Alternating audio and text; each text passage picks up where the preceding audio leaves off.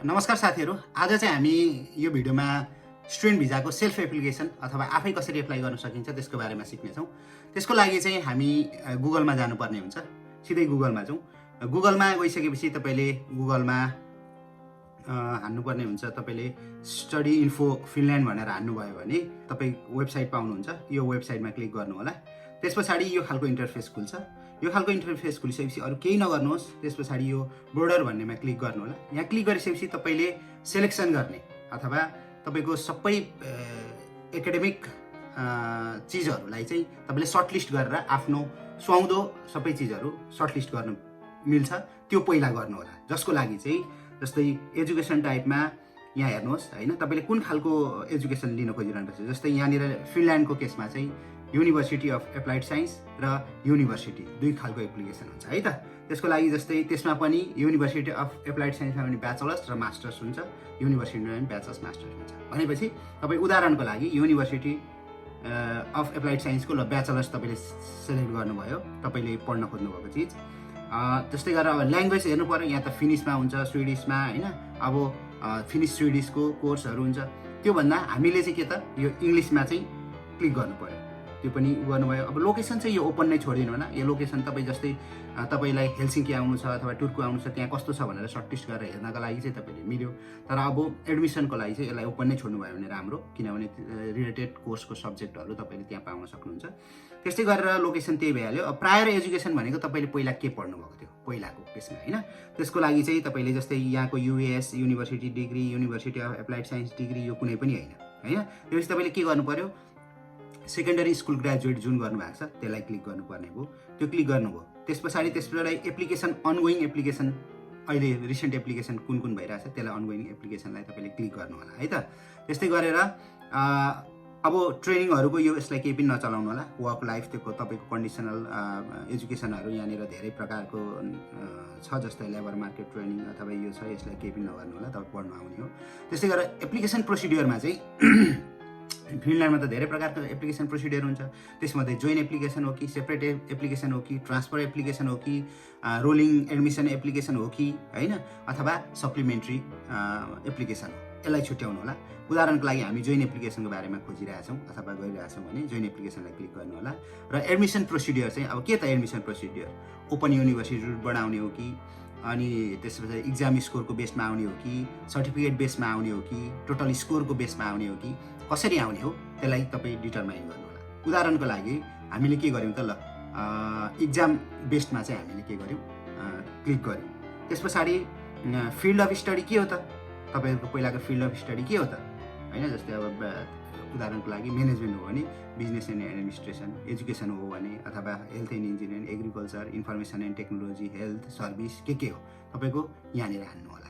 अब त्यस पछाडि क्लिक गरिसकेपछि अब हामीले फर्म अफ इन्स्ट्रक्सन, तपाईँ कस्तो खालको कलेज अथवा कुन खालको टिचिङ प्रोसेसमा, कन्ट्याक्ट टिचिङ हो कि, डिस्टेन्स टिचिङ हो कि, अनलाइन हो कि, ब्लेन्ड टिचिङ हो कि, इन्डिपेन्डेन्ट टिचिङ हो कि होइन, यसरी चाहिँ हामीले टिचिङ पनि चोइस गर्न मिल्छ।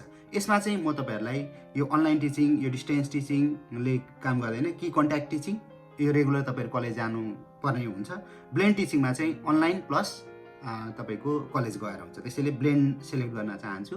ल यति गरिसकेपछि तपाईँले के गर्नु, यो सर्च भन्नेमा तपाईँले यदि क्लिक गर्नुभयो भने तपाईँको लिस्टेड कतिवटा 19वटा युनिभर्सिटी अथवा एजुकेसन इन्स्टिट्युसनले चाहिँ तपाईँलाई के गर्ने रहेछ त, यो तपाईँको क्राइटेरियामा त्यतिवटा रहेछ। अब यसलाई क्लिक गर्नु। टोटल तपाईँले यो ब्याचलर्स, अब यहाँ हेर्नुहोस् बिजनेस एडमिसन, ल एडमिनिस्ट्रेसन, युएस ल, यो सबै कुरा तपाईँको सर्टलिस्ट भएर आयो।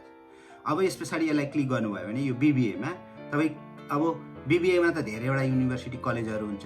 अब यहाँ हेर्नु, त्यसो भए क्वालिफिकेसन टाइटल यहाँ छ, एजुकेसन टाइप यहाँ भयो, तपाईँको टोटल क्रेडिट कतिको पढ्नुहुन्छ यहाँ छ, education level European education level कति पढ्नुहुन्छ यो यहाँनिर डिस्क्रिप्सन छ, सबै डिस्क्रिप्सन छ बिबिएको। त्यस पछाडि यहाँ तल चाहिँ तपाईँहरूले कलेजहरू देख्न सक्नुहुन्छ। जस्तै यहाँ सेन्ट्रिया, हागाहेलिया होइन, अब अरू सँगसँगै धेरैवटा कलेजहरू तपाईँले देख्न पाउनुहुन्छ। यो नेक्स्ट पेजमा पनि जान सक्नुहुन्छ है त।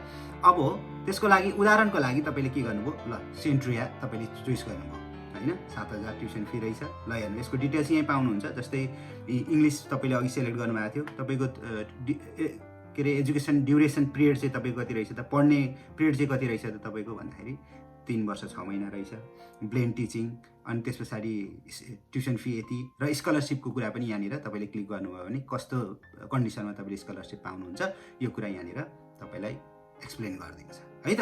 अब त्यस पछाडि अब अनगोइङ एप्लिकेसनहरू कुन कुन छ त यहाँ क्लिक गर्नु होला। यहाँ क्लिक गरेपछि तपाईँलाई त्यो प्लेटफर्ममा लैजान्छ। ल हेर्नु यहाँनिर जोइन एप्लिकेसन चाहिँ अहिले चाहिँ बन्द भएको छ। जब तपाईँले सेप्टेम्बरको टाइम हुन्छ, सेप्टेम्बरको 4 देखि 14 तारिक यो तपाईँको खुल्छ। कस्तो देखिन्छ यसरी फिल एप्लिकेसन भनेर यो खालको आउँछ। अब यसरी तपाईँले चोइस गरिसकेपछि फिल एप्लिकेसनमा गएर यदि तपाईँले फिल एप्लिकेसनमा क्लिक गर्नुभयो भने यो खालको इन्टरफेस आउँछ। त्योभन्दा अगाडि म तपाईँहरूलाई यहाँ थोरै एउटा कुरा जानकारी दिन चाहन्छु। यो एडमिसनको क्राइटेरिया मजाले तपाईँले यो पढ्नु होला है, के इलिजिबिलिटी छ, कस्तो छ, यो सबै कुरा तपाईँहरूले यो एडमिसन क्राइटेरिया चाहिँ तपाईँले पढ्नुपर्ने हुन्छ। इन्फर्मेसनको लागि मोर इन्फर्मेसन भनेको छ, यहाँ सबै उसमा गएर यसको क्राइटेरिया चाहिँ पढ्नु होला। अब त्यो भइसकेपछि हामी यहाँ कहाँ थियौँ, यो फर्म भर्नेमा। अब यो चाहिँ तपाईँको एप्लिकेसनको फर्म हो। तपाईँले यहाँ यो फर्म भरिसकेपछि तपाईँको अटोमेटिकली के अरे कलेजको उसमा चाहिँ एप्लिकेसन हुन्छ। कलेजको आफ्नो जुन स्टडी प्लेस छ त्यहाँनिर चाहिँ एप्लिकेसन हुन्छ। अब त्यसको लागि चाहिँ तपाईँले आफ्नो नाम, नेसनालिटी, सबै कुरा, personal ID, passport, email address एकदमै ध्यान दिएर हाल्नु होला। यसमै सबै थोक तपाईँको इन्फर्मेसन आउने। यो रङ भयो भने तपाईँको एप्लिकेसन गयो। त्यो कुरा हेर्नु होला, मोबाइल नम्बर, कुन एड्रेस, सबै थोक तपाईँले हाल्दै जानुहुन्छ। अनि त्यस पछाडि यहाँनिर क्रेडिटहरूको कुराहरू हुन्छ। यहाँनिर तपाईँले आफ्नो ट्रान्सक्रिप्टहरू अपलोड गर्नुपर्ने हुन्छ, ट्रान्सक्रिप्ट अपलोड गर्नु होला। अनि त्यस पछाडि यहाँको यो सबै डिटेल्सहरू तपाईँले भर्दै जानुहुन्छ। ल्याङ्ग्वेजको यहाँनिर तपाईँले भन्नुहुन्छ। सबै कुरा यति भरिसकेपछि उदाहरणको लागि तपाईँले यो 17वटा जुन एन्सरहरू तपाईँले दिनुहुन्छ। अनि त्यस पछाडि चाहिँ तपाईँको के हुन्छ त, यो फर्म रेडी हुन्छ। यो फर्म रेडी भइसकेपछि तपाईँले यसलाई सबमिट भन्ने बटनमा तपाईँले के गरिदिनु होला, क्लिक गरिदिनु होला। यति भइसकेपछि चाहिँ तपाईँहरूको एप्लिकेसन हुन्छ। अब यस्तै गरेर तपाईँले जोइन एप्लिकेसनको बेलामा 6वटा सब्जेक्ट 6वटा युनिभर्सिटीमा एप्लाई गर्न पाउनुहुन्छ। सेपरेट एप्लिकेसनको बेलामा एउटा युनिभर्सिटीमा यसरी एउटा एप्लिकेसन गर्न पाइन्छ। यसरी चाहिँ हामीले सेल्फ आफैले पनि एप्लिकेसन गर्न मिल्छ। तपाईँहरूलाई आजको भिडियो कस्तो लाग्यो, यदि मन पर्यो भने लाइक, सेयर, कमेन्ट गर्न चाहिँ नबिर्सिनु होला। र यस्तै भिडियोहरू हेर्नका लागि टिकटकमा फलो पनि गर्नु होला र उता युट्युबमा गएर सब्सक्राइब पनि गर्नु होला। युट्युबमा चाहिँ तपाईँहरूलाई अरू भिडियोहरू पनि छ, लामो भिडियो, जसरी कसरी एप्लिकेसन गर्ने, अरू इमिग्रेसनकोमा कसरी एप्लाई गर्ने, फर्दर अरू भिडियोहरू पनि त्यहाँ छ, त्यहाँ गएर हेर्नु होला भन्दै आज चाहिँ बिदा हुन चाहन्छु। फेरि भेटौँला। Bye bye guys, see you on next video.